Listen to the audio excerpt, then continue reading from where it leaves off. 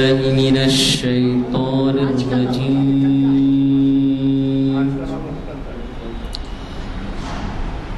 بسم الله الرحمن الرحيم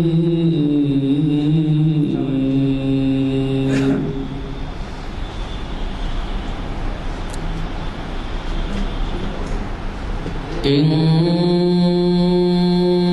بطش ربك لشديد وهو يبدئ ويعيد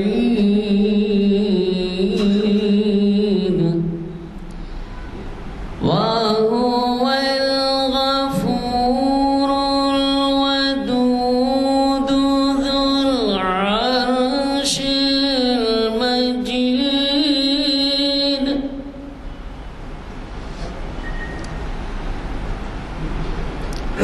وهو ذو العرش المجيد وهو يبدئ ويعيد وهو الغفور الودود ذو العرش المجيد صدق الله العظيم. اللہ وبرکاتہ. اعوذ باللہ من الشیطان الرجیم. بسم اللہ الرحمن الرحیم. وقضى ربك الا تعبدوا الا اياه وبالوالدین احسانا. صدق اللہ العظیم. برادران اکرام، یہ بنی اسرائیل کی 83ویں آیت کا ابتدائی حصہ ہے. اس کے اندر اللہ تعالیٰ فرماتے ہیں ہم نے صاف صاف کہہ دیا ہے اللہ تعبدوا الا اياه کہ میرے سوا کسی کی عبادت نہ کریں اور والدین کے ساتھ احسان کا سلوک کریں. گویا یہ آیت ہم کو دو اہم باتوں کی طرف اشارہ کرتی ہے. وہ یہ کہ اللہ کے سوا اس کی ذات میں، اس کی صفات میں کسی کو شریک نہ کریں، اور دوسری بات والدین کے ساتھ احسان کا سلوک کریں.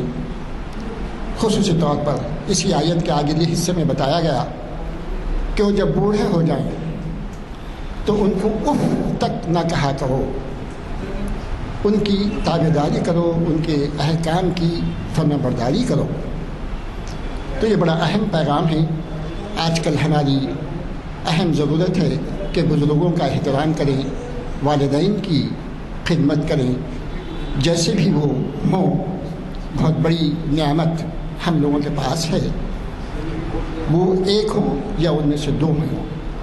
بہر اللہ تعالیٰ ہم سب کو قرآن کے احکام کے ہر لفظ اور آیت کی صحیح پیروی کرنے کی توفیق نصیب عطا فرمائے. آج کے پروگرام کے بارے میں، یہ آج تاریخ اسلام کی 971ویں نشست ہے جو جامعہ مسجد عالیہ گن فاؤنڈری میں کانفرنس ہال میں بعد نماز عصر منعقد ہو رہی ہے. آج 17 سپٹمبر 2022 ہے اور مخاطب کرنے والی جانی پہچانی شخصیت مجاہد اسلام جو اخبارات میں اور جلسے جلوسوں میں بڑا خاطر خواہ نظم رکھتے ہیں اور اہم پیغام دیتے ہیں. چونکہ وہ ایک قرآن اور حدیث کا علم رکھنے کے ساتھ ساتھ سیاسی بصیرت بھی رکھتے ہیں اور لوگوں کو صحیح وقت پر سیاست کے نازک موڑ سے، واقعات سے واقف کرا کر آئندہ کے لیے الہی عمل پیش کرتے ہیں. وہ ہیں ہمارے جناب ڈاکٹر اسلام الدین مجاہد صاحب. آج کا ان کا عنوان ہے سقوط حیدرآباد اور تاریخی حقائق میں گزارش کرتا ہوں اسلام الدین مجاہد صاحب سے کہ وہ آئیں اور اپنے خیالات سے ہمیں مستفید ہونے کا موقع دیں۔ الحمدللہ رب العالمین والصلاة والسلام علی رسول الامین وعلی آلہ وصحبہ اجمعین والعاقبۃ للمتقین الی یوم الدین۔ فاعوذ باللہ من الشیطان الرجیم، بسم اللہ الرحمن الرحیم۔ تلک الایام نداولھا بین الناس، وقال اللہ تعالی فی مقام آخر ظہر الفساد فی البر بما کسبت ایدی الناس، صدق اللہ العظیم۔ قابل احترام محترم جناب غلام یزدانی صاحب، سینئر ایڈوکیٹ و کنوینر و سرپرست محافل عالیہ جامع مسجد، بزرگوں اور عزیز نوجوان ساتھیوں، السلام علیکم ورحمۃ اللہ وبرکاتہ۔ آج 17 سپٹمبر ہے اور 17 سپٹمبر کی یہ تاریخ دکن میں رہنے والے مسلمانوں کے لیے بڑی اہمیت کی تاریخ ہے۔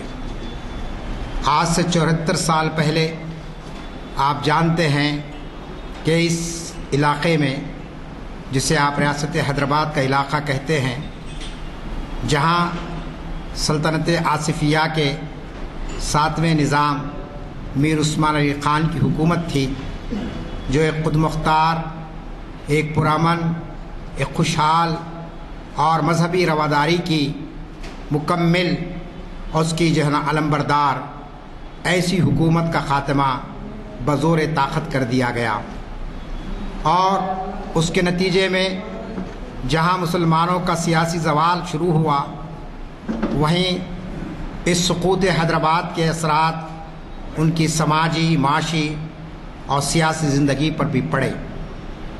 آج کا عنوان میں نے اسی لیے لیا، سقوط حیدرآباد چند تاریخی حقائق۔ ہم سب جانتے ہیں کہ جو قومیں اپنی تاریخ سے واقف نہیں ہوتی، وہ قومیں صفحہ ہستی سے مٹا دی جاتی ہیں۔ تاریخ سے واقفیت بہت ضروری ہے، لیکن تاریخ کے واقعات پر صرف ماتم کر لینا نہیں ہے، بلکہ تاریخ کے واقعات سے عبرت حاصل کرنا ہے، اور اس عبرت کے ذریعے سے اپنے حال اور مستقبل کو بہتر بنانا ہے۔ سقوط حیدرآباد کا سانحہ میری اپنی نظر میں مسلمانان ہند کے لیے کئی لحاظ سے بڑی اہمیت کا حامل ہے۔ گزشتہ 74 سال ہو گئے اس واقعے کو ہوئے۔ یہ بات ہم کو دیکھنے کی ضرورت ہے کہ یہ واقعہ کیوں پیش آیا، اس کے اندر بیرونی طاقتوں نے کیا سازشیں رچائی تھی، اور اپنوں کی جانب سے کیا غفلت ہوئی کہ جس کے نتیجے میں یہ بدبختانہ واقعات رونما ہوئے۔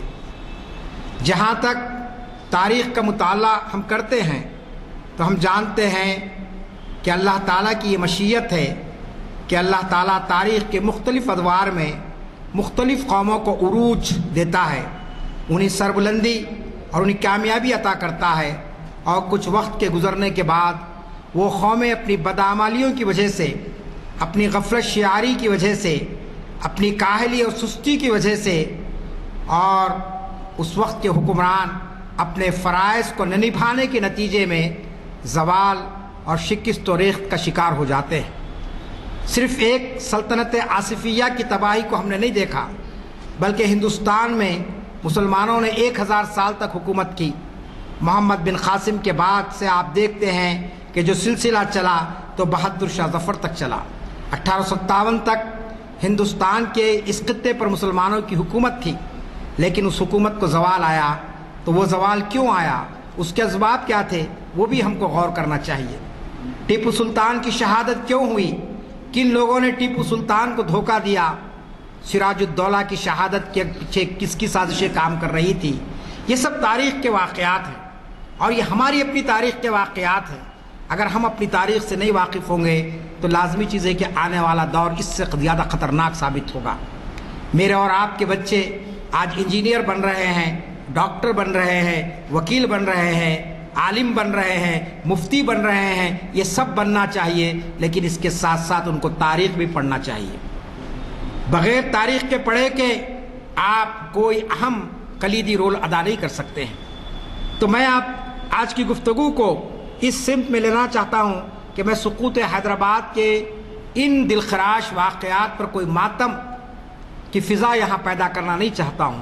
میں نہیں چاہتا ہوں کہ اس کے ذریعے سے آپ کے اندر مایوسی پیدا ہو جائے، آپ یہ سوچنے لگے کہ اتنے لاکھوں مسلمانوں کا قتل عام ہو گیا، مسلمانوں کی دیوڑیاں ختم ہو گئی، منصب ختم ہو گیا. یہ تو ہونا تھا کیونکہ ہمارے اس دور کے جو لوگ ذمہ دار تھے انہوں نے آگے کی پیش بندی نہیں کی، حالات کو نہیں سمجھا. قرآن مجید کی آیت میں نے آپ کے سامنے تلاوت کی کہ تلک الایام نداولها بین الناس. یہ اللہ تعالیٰ کا قانون ہے اور یہ قانون سب کے لیے ہے. جو قومیں بھی دنیا میں آئیں گی اور وہ قومیں اگر خدا کی تعلیمات اور اس کے بتائے ہوئے راستوں کو چھوڑے گی تو پھر ان کے لیے تباہی و بربادی کے سوا کچھ نہیں ہے. اسی لیے قرآن کہتا ہے کہ ہم قوموں کے درمیان میں، لوگوں کے درمیان میں دنوں کو پھیرتے ہیں. وہ تلک الایام نداولها بین الناس، کہ ہم لوگوں کے درمیان میں دنوں کو پھیرتے ہیں. آج کوئی تخت پر ہے تو کل وہ تختے پر چلے جائے گا. آج کسی کو عروج مل گیا، کسی کے ہاتھ میں اقتدار کی کنجیاں ہیں، تو کل آپ دیکھتے ہیں کہ وہ بالکل بے دست و پا ہو گیا ہے اور کوئی اس کے ہاتھ میں اقتدار باقی نہیں رہا. یہ اللہ کا قانون ہے کہ اللہ تعالیٰ کسی بھی طاقت کو دوام نہیں بخشا ہے، اس کو ہمیشہ کے لیے حکومت اور اقتدار سے نوازنے کا اعلان نہیں کیا گیا. نمرود اور فرعون اور شداد اور حامان، ان سب کی تاریخ کو اگر آپ پڑھ لیں گے تو وہ تو آپ جانتے ہیں کہ سکندر اعظم، میر عثمان علی خان یا پھر انگریز، یہ تو ان کے سامنے ایک رائی کے دانے کے برابر بھی اہمیت نہیں رکھتے.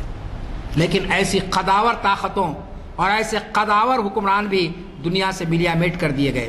تو عزیزان گرامی، یہ جو واقعات ہیں ہم کو سب سے پہلے دیکھنا ہے کہ ہم تاریخ کا مطالعہ کیوں کرتے ہیں، تاریخی حقائق کی طرف ہم کیوں جاتے ہیں. ہم تاریخ کو اس لیے کھنگالنا چاہتے ہیں، ہم تاریخ کے اوراق کو اس لیے پلٹنا چاہتے ہیں کہ اس کے ذریعے سے ہم اپنی اجتماعی زندگی کے راستے کو صحیح کر سکیں، ہماری اجتماعی مصروفیات کو صحیح رخ دے سکیں. اگر صرف واقعات کو دہرا لیا جائے، صرف اس پر نوحہ کر لیا جائے کہ سقوط حیدرآباد کے اندر ایسا ہوا، اس قسم کی تباہی ہوئی، اس قسم کی بربادی ہوئی، تو اس سے کوئی حاصل ہونے والی چیز نہیں ہے. آپ جانتے ہیں کہ اس دلخراش واقعے کو، اس خونین ڈرامے کو ہوئے 74 سال پورے ہو گئے اور 75واں سال آج سے شروع ہوا. 74 سال کے بعد آج بعض فرقہ پرست طاقتیں ان زخموں کو پھر سے ہرا کرنا چاہتی ہے، پھر سے کریدنا چاہتی ہے. ابھی میں آیا، پوری شہر کی ٹریفک جام ہے. آج کیوں یاد آ رہا ہے 17 سپٹمبر؟ یہ سب سے بڑا سوال ہے. چاہے وہ لوگ جو ہمدرد بن کر آ رہے ہیں، وہ لوگ جو یہ کہہ رہے ہیں کہ صاحب 17 سپٹمبر کو ہم قومی یکجہتی منائیں. 3 لاکھ مسلمانوں کے قتل پر، ان کی لاشوں پر آپ قومی یکجہتی کا نعرہ لگاتے ہیں تو یہ کوئی معنی نہیں رکھتا ہے. اور کوئی کہہ رہا ہے کہ ہم یوم نجات منائیں گے. کس بات کی نجات؟ کیا یہاں پر آصف صحابہ کی حکومت جو تھی وہ کوئی بیرونی طاقت تھی؟ ارے وہ تو 7ویں حکمران تھے، سلطنت آصفیہ کے 7ویں حکمران تھے. ان سے پہلے 6 حکمران اس پورے خطے کے اندر حکمرانی کر چکے تھے. 350 برس کی ان کی حکومت تھی. تو آپ مجھے بتائیے، کیا کوئی بیرونی حکمران تھا کہ جس کے خاتمے کے بعد آپ نجات منائیں؟ یوم نجات کب منایا جاتا ہے؟ کسی سے آزادی کا اعلان کب کیا جاتا ہے؟ جب کوئی بیرونی طاقت ہوتی ہے. 15 اگست کا ہم جشن اس لیے مناتے ہیں کہ اس دن انگریز جو 7 سمندر پار سے آئے تھے ان کا اقتدار یہاں پر ختم ہوا. وہ لوگ یہاں سے چلے گئے. ایک بیرونی طاقت تھی، وہ کوئی ہندوستان کے نہیں رہنے والے تھے. لیکن آپ جانتے کہ آصف صاحب تو ہندوستان کے تھے، وہ یہیں پیدا ہوئے، یہیں بڑے ہوئے، یہیں انہوں نے شادی کی، یہیں ان کی پوری آل اولاد موجود ہے. لیکن آج آپ یوم نجات مناتے ہیں. تو آج ہم کو سوچنا چاہیے، خاص طور پر وہ لوگ جو اہل علم ہیں، وہ لوگ جو تاریخ کا مطالعہ کرتے ہیں، کہ آج کیا بات ہے کہ 74 سال کے بعد ملک کے وزیر داخلہ جن کو اگر کام کرنا ہوئے تو 24 گھنٹے بس نہیں ہو سکتے ہیں، کیونکہ اتنا بڑا وسیع ملک ہے یہ، اس کے مسائل ہیں، اس کے عوام کی جو ہے نا مشکلات ہیں. وزیر داخلہ اگر کھانے کے لیے اس کو وقت نہیں مل سکتا ہے اگر وہ ذمہ داری کو محسوس کرے. لیکن آج ملک کے وزیر داخلہ حیدرآباد تشریف لائے ہیں. اور کس لیے تشریف لائے ہیں؟ کہ یہاں پر نظام حکومت کا جو خاتمہ ہوا بزور طاقت، چاہے اس کو آپ پولیس ایکشن کر لیجئے، چاہے اس کو آپریشن پولو کہہ لیجئے، یا کوئی اور آپ نام لیجئے، اس کی یاد منانے کے لیے اور عوام کے اندر یہ پروپیگنڈا کرنے کے لیے کہ آج ہم آزاد ہوئے ہیں، ہم کو نجات ملی ایسے حکمرانوں سے، تو آپ جانتے ہیں کہ اگر ملک کے حکمرانوں کا یہ مزاج بن جائے کہ وہ اپنے سیاسی عزائم کو یعنی روبہ عمل لانے کے لیے، اپنے سیاسی ایجنڈے کو روبہ عمل لانے کے لیے اگر سابقہ کے واقعات کو دہراتے ہیں، اور وہ واقعات جس کے ذریعے سے لوگوں کے زخم مندمل نہیں ہوتے ہیں بلکہ لوگوں کے زخم اور تازہ ہو جاتے ہیں، لوگوں کے جذبات اور جو بکھر جاتے ہیں، ایسے واقعات کو دہرانا لازمی چیز ہے کہ ملک کو انتشار کی طرف لے جانا ہے، ملک کے اندر مذہبی منافرت کو پھیلانا ہے۔ چنانچہ آپ دیکھ رہے ہیں کہ یہ سال بڑے عجیب و غریب انداز میں 17 سپٹمبر کا دن منایا جا رہا ہے۔ کل کل ہند مجلس تعمیر ملت کا بھی جلسہ تھا اردو مسکن میں نے وہاں پر بھی یہ بات کہی کہ کس معنی میں ہم اس کو قومی یکجہتی کا نام دے سکتے ہیں، کس معنی میں یہ یوم آزادی کہلاتا ہے۔ اگر آپ اس کو یوم آزادی مانتے ہیں تو پھر 15 اگست کو جو آپ قومی پرچم لہراتے ہیں، یوم آزادی کا جشن مناتے، پھر وہ کیا ہے؟ ایک سال میں تو 2 یوم آزادی کے نہیں ہو سکتے ہیں۔ تو یہ دراصل ایک لحاظ سے یہاں کے مسلمانوں کو یہ بتانا کہ تمہارا جو دور حکومت تھا، تمہارے جو حکمران تھے، وہ جو ہے نا ملک کے دشمن تھے، وہ جو ہے نا اپنے مذہب کو آگے بڑھانے، اپنی قوم کو آگے بڑھانے کا کام کیے، اور انہوں نے ہم پر ظلم کیا، ہماری جو ہے نا تہذیب کو ختم کر دیا۔ آپ جانتے ہیں یہ سب چیزیں اگر تاریخ میں دیکھیں گے تو اس کی کوئی حیثیت باقی نہیں رہ سکتی ہے۔ آپ جانتے ہیں کہ میر عثمان علی خان کی حکومت 37 سال رہی ہے، بلا کسی توقف کے، بلا کسی وقفے کے 37 سال ایک شخص حکومت کر رہا ہے، اور اتنے بڑے علاقے پر جو آج کرناٹک کا کچھ علاقہ اس میں شامل تھا، مہاراشٹر کا کچھ علاقہ اس میں شامل تھا۔ آپ جانتے کہ 37 سال کی اس حکمرانی کے اندر ہمارے بزرگ غلام ازدانی صاحب بیٹھے ہوئے ہیں، ہم تو کتابوں میں پڑھے ہیں، لیکن آپ نے عملاً دیکھا ہوگا کہ نظام کی حکومت کیسی تھی، کیسا وہ رعایا پرور انسان بادشاہ تھا، کیسا انصاف کا نظام اس نے قائم کیا تھا۔ ان کا ایک فرمان میں نے پڑھا، انہوں نے کہا کہ لوگوں یاد رکھ لو کہ میری 2 حیثیتیں ہیں، میرے 2 مذہب ہیں۔ لوگ پریشان ہو گئے کہ یہ شخص کیا کہہ رہا، انہوں نے کہا کہ بحیثیت حکمران کے میرا ایک مذہب ہے صلح کل کا مذہب، صلح کل سے مراد سب کو لے کے چلنے کا مذہب، سب مذاہب کا احترام کرنا، سب کے ساتھ انصاف کرنا، یہ میرا صلح کل کا مذہب ہے۔ میں بحیثیت مسلمان ہوں، میں اللہ پر ایمان لاتا ہوں، میں رسول پر ایمان لایا ہوں، لیکن اس کے ساتھ ساتھ میں بحیثیت حکمران کے اس ریاست کے اندر بسنے والے جتنے لوگ ہیں، جتنی عوام ہیں، ان کے مذہب کا احترام کرنا، ان کے رسم و رواج کا احترام کرنا، یہ بھی میری پالیسی کا ایک اہم ترین جز ہوگا۔ اور ان کا بہت مشہور قول ہے، انہوں نے کہا کہ ہندو اور مسلمان میری 2 آنکھیں ہیں۔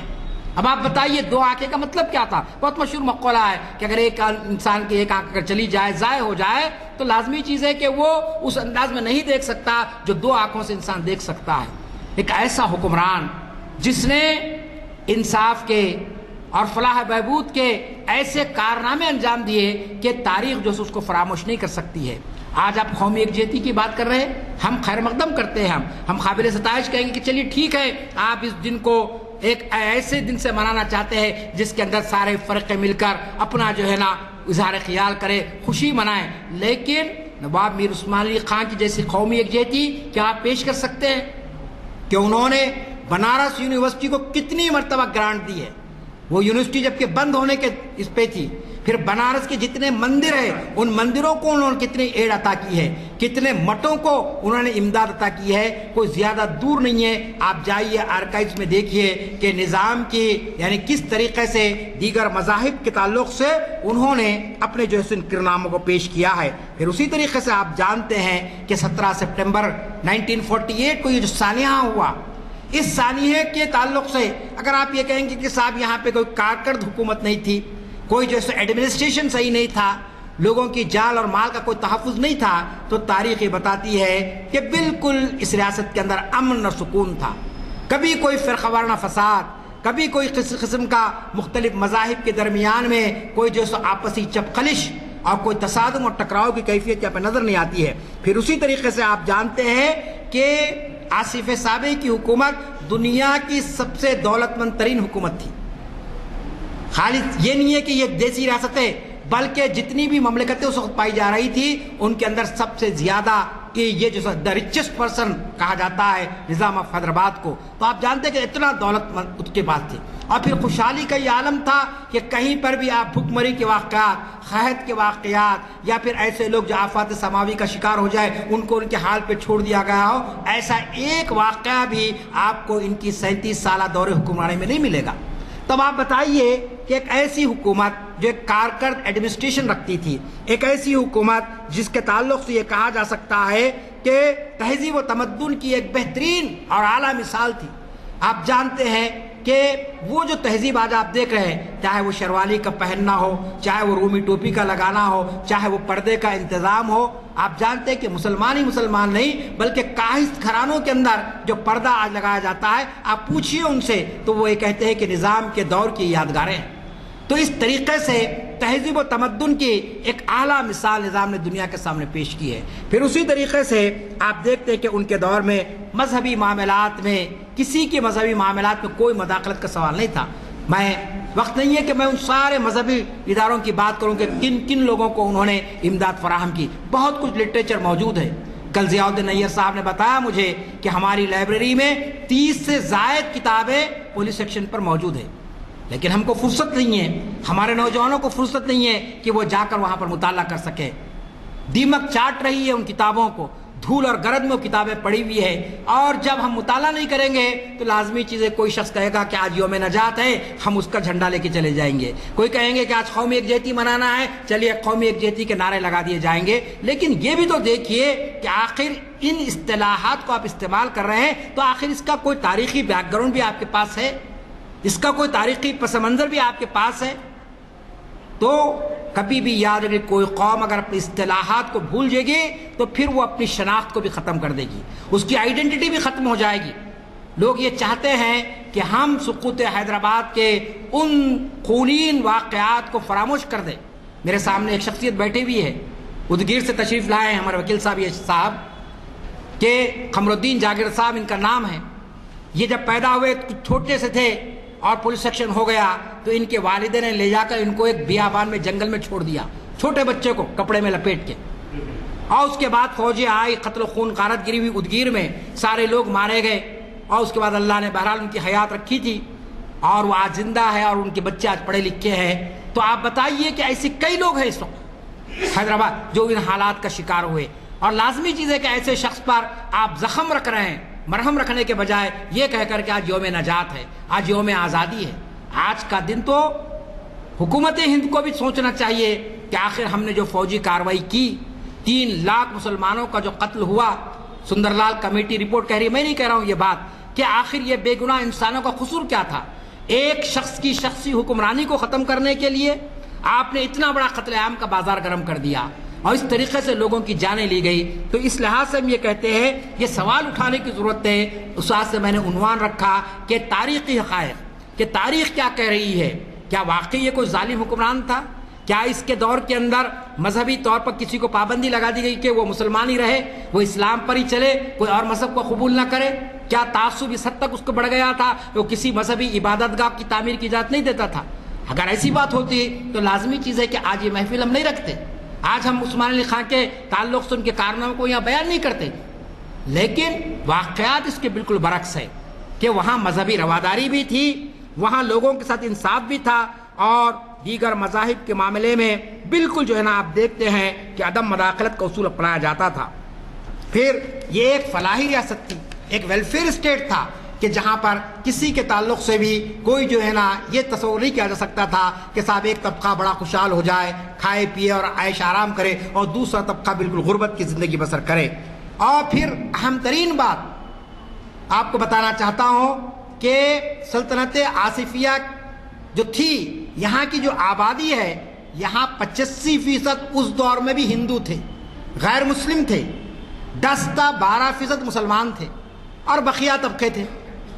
تو آپ جانتے ہیں اگر ظلم کیا جاتا، مہیب علی پاشا سے لے کر پہلے حکمران سے لے کر نظام تک 7 حکمران آئے ہیں، میں نے جیسا کہا آپ کے سامنے، اور تقریباً 350 سال کا یہ عرصہ ہے۔ اگر 85% آبادی پر مسلم حکمران ظلم کرتے تو آپ مجھے بتائیے کیا یہ حکومت اتنے صدیوں تک باقی رہ سکتی تھی؟ ناممکن بات ہے، یہ سوچنے کی بات ہے۔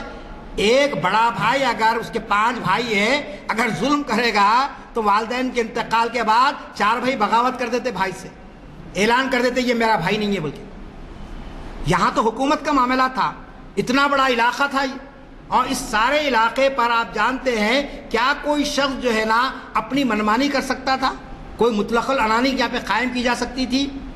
تو اس تاریخ سے یہ بات کو غلط ثابت کر دیا گیا کہ نظام سابق کی حکومت کا جو تختہ الٹا گیا، چاہے وہ پولیس ایکشن کے نام پر ہو یا پھر آپریشن پولو کے نام پر ہو، یہ ایک قسم کی بہت بڑی زیادتی تھی، یہ بہت بڑی ناانصافی تھی جو اس حکمران کے ساتھ کی گئی ہے. تاریخ کے واقعات بہت تفصیل میں نہیں جاننا چاہ رہا ہوں، وقت بہت کم ہے. تو پھر آپ جانتے ہیں کہ یہ جو 10-12% مسلمان یہاں پر اور 85-86%، بلکہ بعض لوگ کہتے ہیں 90% یہاں غیر مسلم تھے. تو یہ 90% کے اندر آپ دیکھیں گے کہ ان میں سے بہت سے لوگوں کو نظام نے بڑے بڑے عہدے بھی دیے تھے، یا تو یہ دیشمکھ تھے، یا تو یہ آپ کے بڑے بڑے جاگیریں ان کے پاس تھی، اور پھر ملازمتوں میں ان کا اپنا آبادی کے حساب سے ان کا پرسنٹیج مقرر کیا گیا تھا. لیکن مسلمان اس دور میں جیسے ایک عام زندگی بسر کر رہے تھے، یہی حال ان کا تھا اس وقت بھی. کوئی ایسی غیر معمولی سہولت نظام نے مسلمان ہونے کے ناطے مسلمانوں کو نہیں دی تھی. قابلیت کی بنیاد پر، مہارت کی بنیاد پر کسی کو کچھ مل گیا ہوگا، یا پھر اقتدار سے قریب ہونے کی بنیاد پر. لیکن عام مسلمان تو اس وقت بھی محنت کر کے اپنی روزی کما رہا تھا جیسے کہ آج کما رہا ہے. تو یہ کہنا یہ ایک مسلم حکمران کی حکومت تھی اور اس نے اپنی قوم کو بہت آگے بڑھا دیا، تو تاریخ اس بات کی بھی تردید کرتی ہے. تردید یہ معنی میں کرتی ہے کہ مسلمانوں کے ساتھ سلطنت عثمانیہ نے کوئی غیر معمولی فیاضی کا ثبوت نہیں دیا، بلکہ جو کچھ عوام تھی اس عوام کے ساتھ ان کا سلوک کیا جاتا تھا. پھر اسی طریقے سے آپ جانتے ہیں کہ جیسا کہ میں نے کہا کہ مسائل کے حل کے بعد جب ہندوستان آزاد ہو گیا 1947 میں، اس کے بعد یہ سوال تھا، سارے مورخین اس بات پر اتفاق کرتے ہیں کہ پورا ہندوستان آزاد ہو گیا سوائے 3 ریاستوں کے. ایک ریاست تھی کشمیر کی، اور دوسری ریاست تھی حیدرآباد کی، اور تیسری ریاست تھی جوناگڑھ کی. ان 3 ریاستوں کا مسئلہ یہ تھا کہ کشمیر میں حکمران جو تھے وہ آپ جانتے ہیں کہ وہاں پر غیر مسلم حکمران تھا، بادشاہ مہاراجہ ہری سنگھ ان کا نام تھا، اور اکثریت مسلمانوں کی تھی. جیسا حیدرآباد میں بالکل ویسی ورثہ، حیدرآباد میں مسلمان حکمران تھا اور یہاں کی اکثریت غیر مسلم تھی. لہٰذا ان 3 ریاستوں کے تعلق سے کہا گیا کہ اس کا فیصلہ بعد میں ہوگا. یہ ساری چیزیں ڈاکومنٹڈ ہے، مستند ہے، لکھ دی گئی ہے تاریخ کے اندر، بعد میں اس کا فیصلہ ہوگا. چنانچہ آپ جانتے ہیں کہ معاہدہ ہوا جس کو ہم اسٹینڈ اسٹل کا معاہدہ کہتے ہیں. کہا گیا کہ نظام آف حیدرآباد دارالحکومت رہیں گے اور کچھ معاہدے ہوئے ہیں، اس کی بنیاد پر عمل کیا جائے گا. لیکن سازشیں ہوئی، ان سازشوں کے جیسا کہ میں نے ابتدا میں کہا ہمارے بھی لوگ اس میں شامل ہو گئے، اور وہ بڑا طبقہ جو غیر مسلموں کا تھا جو اقتدار کے مزے لوٹتے رہا. لیکن جب اس نے دیکھ لیا کہ اب ہندوستان کی حکومت انڈین یونین مضبوط ہو گئی ہے تو انہوں نے اپنی وفاداریاں بدل دی، اور ان وفاداریوں کے بدلنے کے نتیجے میں نظام آف حیدرآباد اکا اور تنہا ہو گئے. اب ان کو کوئی صحیح مشورہ دینے والے موجود نہیں تھے، ان کو کوئی حالات سے صحیح واقف کروانے والے نہیں تھے. آپ جانتے کہ سمندر سامنے کھڑے ہو گیا اور کوئی شخص لوریاں دے رہا ہے کہ سمندر کی لہریں آپ کو بہا نہیں سکتی ہے، تو لازمی چیز ہے یا تو وہ آپ کا دشمن ہو سکتا ہے یا پھر وہ بالکل جو ہے نا بیوقوف انسان ہو سکتا ہے. تو آپ جانتے ہیں کہ کچھ ایسی سازشیں رچائی گئی. تاریخ میں بہت سے واقعات ہیں، میں تفصیلات میں جانا نہیں چاہتا ہوں کہ 1944 میں بہادر یار جنگ کا انتقال ہو گیا، اور اس کے بعد حیدرآباد کی سیاست میں ایک ایسا انقلاب آ گیا کہ مسلمان بغیر قیادت کے ہو گئے تھے. ایک حکمران ہے بس، اور وہ حکمران کے بھی حدود محدود کر دیے گئے تھے، اس کے کوئی اختیارات باقی نہیں رہ سکتے تھے. ان حالات کے اندر آپ جانتے ہیں کہ اسٹینڈ اسٹل کا معاہدہ ہوا، پھر اقوام متحدہ میں بات گئی، پھر دیگر طریقے گئی. ان ساری تفصیلات میں گئے بغیر آپ سے یہ کہنا چاہتا تھا کہ سقوط حیدرآباد کا جو واقعہ ہے یہ دراصل ایک بہت بڑی سوچی سمجھی سازش کا نتیجہ تھا. وہ سازش یہ تھی کہ ایک ایسی حکومت جو بہت ہی مضبوط اور مستحکم حکومت ہے، اور جہاں تقریباً جو ہے نا اس سے سلطنت آصفیہ سے پہلے دوسرے جو حکمران تھے یہ سب لازمی چیزیں کہ انہوں نے بڑے فلاحی کام کیے تھے، لہٰذا اس کو بزور طاقت حاصل کر لیا جائے، اس کو دبوچ لیا جائے. چنانچہ آپ دیکھتے ہیں کہ جب ساری چیزیں اس کے اندر سازشیں کام کرنے لگی، اقوام متحدہ کے اندر جو لوگ گئے تھے وفد، وہاں ریزولوشن وقت پر نہیں پیش کیا جا سکا، اس کی اطلاع نظام کو نہیں ملی، اور دوسرے جو فوجی وغیرہ تھے، میں نام لینا نہیں چاہتا ہوں شخصیتوں کا، بہرحال حالات ایسے ہو گئے کہ آپ دیکھتے ہیں کہ 13 سپٹمبر کو ہندوستان کی فوج نے بہرحال قدم رکھ دیا یہاں پر، اور 17 سپٹمبر 1948 کو وہ واقعہ ہوا جس کے نتیجے میں آپ دیکھتے ہیں کہ حیدرآباد کے ٹکڑے ٹکڑے ہو گئے، اور ایک آزاد، خود مختار اور مذہبی رواداری کی ایک بہترین مثال حکومت کا خاتمہ کر دیا گیا۔ اب اس خاتمے کے بعد آپ جانتے ہیں اس سے ہم کو جو درس ملتا ہے، اس سے جو سبق ہم کو ملتا ہے، سب سے پہلی بات تو یہ ہے کہ آپ جانتے ہیں کہ اس دور کی جو مسلم قیادت تھی، اس مسلم قیادت نے بھی وہ رول ادا نہیں کیا کہ جو رول ان کا ادا کرنا چاہیے تھا۔ آپ جانتے ہیں کہ مولانا سید ابو الاعلیٰ مودودی جو اورنگ آباد میں پیدا ہوئے، حیدرآباد میں کافی عرصے تک وہ رہے، لیکن یعنی آزادی سے پہلے وہ پاکستان چلے گئے، اور ان کا ایک خواب تھا کہ پاکستان کو اسلامی مملکت بنانا چاہتے تھے۔ بہرحال وہ خواب تو ان کا پورا آج تک بھی نہیں ہوا ہے، لیکن انہوں نے جب یہ حالات دیکھے ہندوستان کے، انہوں نے لکھا کہ حیدرآباد سے میرا بڑا دو طرفہ تعلق ہے، ایک تو میرا قلبی تعلق ہے کیونکہ میں یہاں پر پڑا بڑا، انہی گلیوں میں انہی سڑکوں میں مولانا مودودی گھومے پھرے ہیں۔ آپ کو یاد ہوگا، آپ بزرگ ہیں، آپ جانتے ہیں، ہم نے تو ان کا وہ دور نہیں دیکھا، لیکن کہا گیا کہ بیچلر کوارٹرز میں باضابطہ ان کا آفس موجود تھا۔ یہ جو مسجد ہے عالمگیری مسجد ٹینک بنڈ کے بازو، وہاں پر ان کا آفس تھا باضابطہ، ترجمان القرآن وہیں سے نکلتا تھا۔ تو انہوں نے اس خط میں حوالہ دیا کہ میرے قلبی تعلق کی بنیاد پر، اور دوسرا ایک مسلمان ہونے کے ناطے ایک مسلم بادشاہ کی بحقائی میں میں یہ مشورہ دیتا ہوں۔ وہ خط پورا تفصیلی موجود ہے، آپ پڑھ سکتے ہیں۔ عمر خالدی صاحب کی کتاب ہے سقوط حیدرآباد، بہت ہی مشہور مفکر گزرے ہیں، میں سمجھتا ہوں کہ شاید وہ یہاں پر بھی خطاب کیے ہیں اس سے پہلے۔ تو انہوں نے بہت ہی جامع کتاب انہوں نے، اور تحقیقی کتاب ہے، کوئی جذباتی بات اس کے اندر انہوں نے نہیں لکھی ہے۔ تو عمر خالدی صاحب کی اس کتاب میں وہ خط موجود ہے، تو وہ خط کی بڑی تفصیلات ہیں، 5 صفحہ کا خط ہے۔ اس خط کا حوالہ کل ہمارے حیدرآباد کی ایم پی اور مجلس اتحاد الملک کے صدر، انہوں نے اپنی ریلی میں بھی اس خط کا تذکرہ کیا ہے۔ انہوں نے کہا کہ اگر مولانا مودودی کے اس مشورے کو مان لیا جاتا تو پولیس سیکشن جیسا واقعہ نہ ہوتا۔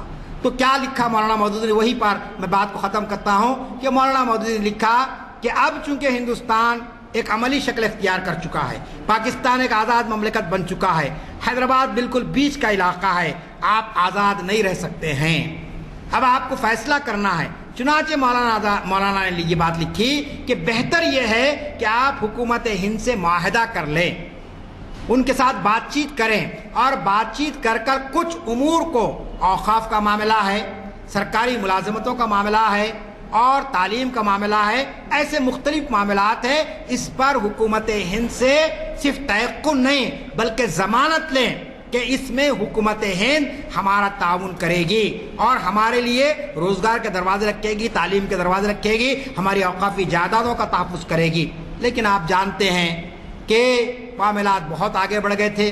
اس وقت جو قیادت تھی، میں ان کی نیت پر تو شک نہیں کرتا ہوں، مخلص تھے، لیکن فیصلہ انہوں نے غلط کیا، اور انہوں نے کہا کہ یہ سب بیکار باتیں ہیں، ہم تو بہرحال جنگ کریں گے، ہم تو نکلیں گے ہندوستان کے فوج کے سامنے، دباؤں کے سامنے اپنی جانوں کو قربان کر دیں گے۔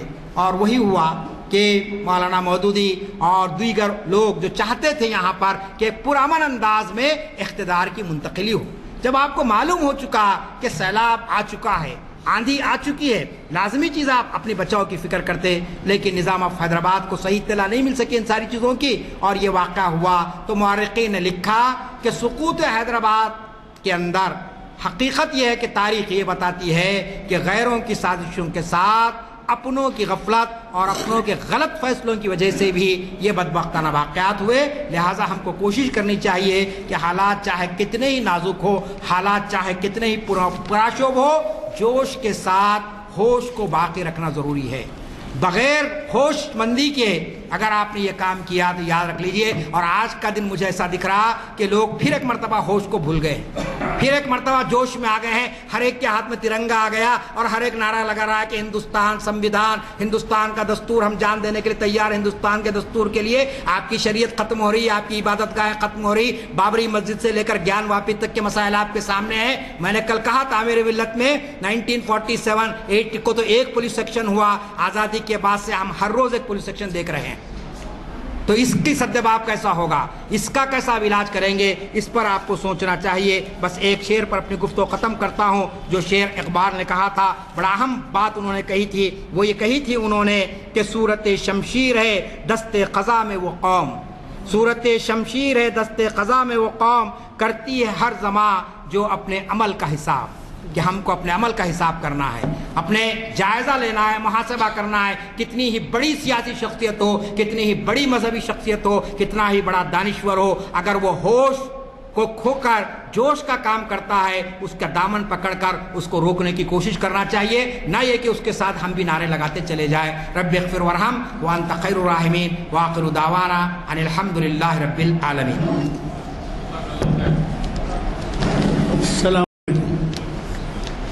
حضرات, آج مجھے تھوڑی سی تبدیلی کے بارے میں توجہ دلانا ہے. آج بہت سارے چہرے مجھے ایسے نظر آ رہے ہیں اور آتے تھے جو شاید پہلی دفعہ اٹینڈ کر رہے ہیں. میری گزارش ہے کہ وہ نہ صرف یہ کہ شرکت فرمائیں, بلکہ اگر ہو سکے تو نوجوانوں کو ساتھ لیتے آئیں. آپ کو تو پتہ ہے کہ کالجز کا کوئی ایسے اوقات نہیں ہیں جو ہمارے اوقات سے ٹکراتے ہوں, کیونکہ صبح کے ہو گئے ہیں اوقات سب جگہ. کوشش کیجیے کہ آپ اپنے ساتھ نوجوانوں کو ساتھ لیتے آئیں. یہ آپ کا میں سمجھتا ہوں یہ دے دیے ہیں, پھر جن حضرات کو نہیں ملے ہیں وہ لیتے ہوئے جائیں.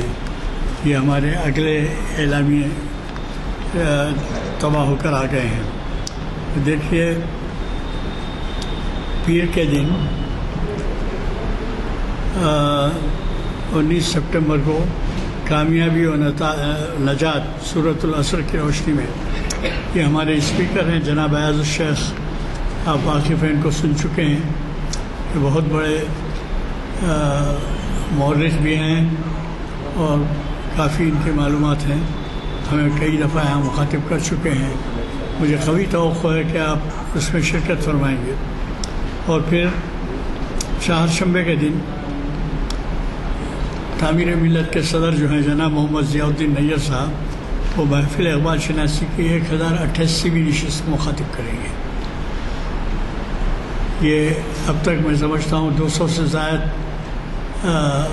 خطابات ان کے یہاں پر ہوئے ہیں, اور ایسا اہم عنوان انہوں نے دیا ہے کہ جو ہمارے لیے بہت ہی دلچسپ عنوان ہے. کلام اقبال میں انوار رسول صلی اللہ علیہ وسلم, جناب محمد ضیاء الدین نیّر صاحب کا خطاب ہوگا. مجھے قوی توقع ہے کہ آپ سرپرستی نہ صرف اپنی سرپرستی سے ہمیں ہماری مدد افزائی کریں گے, بلکہ کوشش کریں گے کہ کم از کم ایک نوجوان کو ساتھ لائیے. دیکھیے نا کہ اوقات ٹکراتے نہیں, کالجز وغیرہ کے کوئی اوقات ایسے نہیں ہیں. کھیل کود کے اوقات ہیں, لیکن یہ ہے کہ آدھا پون گھنٹہ اگر گزارے تو کھیل کود کے اوقات سے بھی کوئی یہ نہیں ٹکراتے. مجھے قوی توقع ہے, اور آپ نے عالمانہ خطاب سنا. اسلام الدین مجاہد صاحب ہمیشہ ہمارے لیے ہمارا تعاون کرتے ہیں, اور ان کے وسیع معلومات سے آپ کو اندازہ ہوا ہوگا کہ وہ ایک بہت بڑے اسکالر ہیں, اور اللہ تعالیٰ سے دعا ہے کہ ان کی تمام کوششوں خواہشوں میں کامیابی عطا کرے. چونکہ محفل دعا ہو چکی ہے, محفل کی برخاستگی کا اعلان کیا ہے.